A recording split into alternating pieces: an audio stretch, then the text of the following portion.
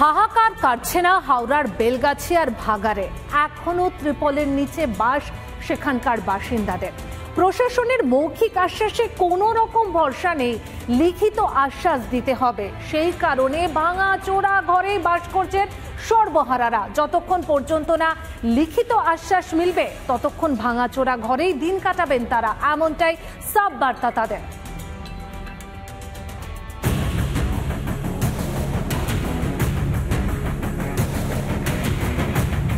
হাওড়ার বেলগাছিয়ায় কেটে গেছে 22টা দিন।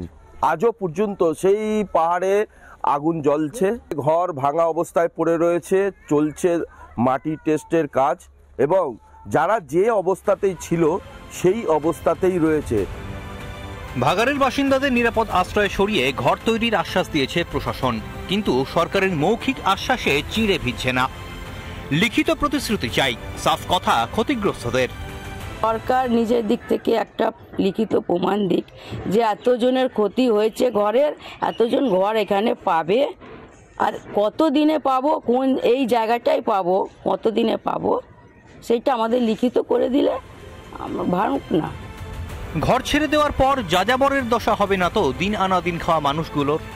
সেই আশঙ্কাতেই শেষ সম্বল আঁকড়ে পড়ে রয়েছেন স্থানীয়রা। যদি কান্ট্রি এখানে এনে দিন, এখানে আমাদের তিরপাল করে থাকবো, আমাদের এখান দিয়ে সরতে চাই না। আমরা নাম স্কুলে যেতে হয়তো রাজি আছি, চলে যাব, কিন্তু কি গ্যারান্টি আছে যে আমাদের পরে ফিরে যাবো, এখানে ঘর পাবো? কবে মিটবে এই সমস্যা? আদৌ কি প্রশাসনের লিখিত আশ্বাস পাবেন ক্ষতিগ্রস্তরা? সিঁদুরে মেঘ দেখছেন ভাগাড় লাগোয়া বাসিন্দারা। তারা চাইছে যে যত শীঘ্রই তাদের মাথার ছাদ তারা ফিরে পাক। হাওড়া থেকে প্রসেনজিৎ অধিকারী রিপোর্ট, রিপাবলিক বাংলা। নাবালিকা ধর্ষণের অভিযোগে উত্তপ্ত কাকসা, পুলিশের নিষ্ক্রিয়তার অভিযোগ। বিজেপি কর্মীর ভাইজিকে ধর্ষণের অভিযোগ, আর এই ঘটনাকে কেন্দ্র করে রীতিমতন উত্তেজনার পরিস্থিতি তৈরি হয়েছে কাকসাতে। প্রতিবাদে কাকসা থানার সামনে রাস্তায় বসে বিক্ষোভ দেখালেন বিজেপির কর্মী সমর্থকরা। উত্তপ্ত হয়ে ওঠে কাকসা থানা চত্বর। অভিযোগ, দোষীরা শাসক ঘনিষ্ঠ হওয়ায় অভিযোগকে গুরুত্ব দিচ্ছে না পুলিশ। অন্যদিকে দোষীদের কঠোর শাস্তির দাবি নির্যাতিতার বাবার। এই অবস্থায় অপরাধীদের গ্রেপ্তার করতে কাকসা থানাকে চরম সীমা দিল বিজেপি। সেই সঙ্গে 19 নম্বর জাতীয় সড়ক ও কাকসা থানা অবরুদ্ধ করার হুঁশিয়ারি গেরুয়া শিবিরের। দুজন আছেন, ওই সঞ্জয় শর্মা, শশীকান্ত দাস। 29 তারিখ নাগাদ এফআইআর করা হয়েছে। তো এফআইআর করার পরে এত দিন হয়ে গেল, এখনো তারা কোনো অ্যারেস্ট হয়নি, কিছুই না।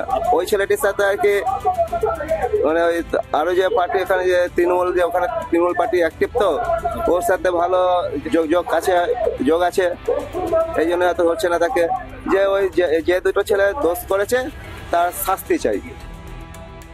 8 দিন হয়ে গেল আর আমাদের পুলিশ ফোর্স এখনো ধরতে পারলো না সামান্য 3টে অপদার্থ ক্রিমিনাল তৃণমূল কর্মীকে। শুধু কাভার আপ, আর পুলিশ এখন ব্রোকার, পুলিশ এখন মিডলম্যান।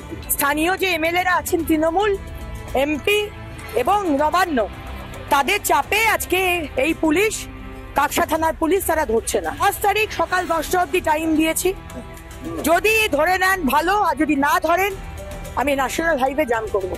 ওনাদের বাড়ির পক্ষ থেকে আমাদের কাছে একটা এফআইআর কমপ্লেন এসেছে, আমরা অলরেডি পাওয়ার সঙ্গে সঙ্গে কেস করে দিয়েছি এবং রেড করা হয়েছে সেভারাল টাইমস। তারা আমরা কমপ্লেন পাওয়ার আগেই, থানা জানার আগেই আসামিরা ওখানে মনে হচ্ছে ওরা বসেছিল, ওরা জেনে গিয়ে যে এটা অভিযোগ করতে যাচ্ছে, থানা বাড়ি ছেড়ে পাঠিয়ে। ঠিক আছে, রেসপন্ডিং করে আছে, আমরা চেষ্টা করছি ধরে নিতে পারবো। তদন্ত অলরেডি আরম্ভ হয়ে গেছে।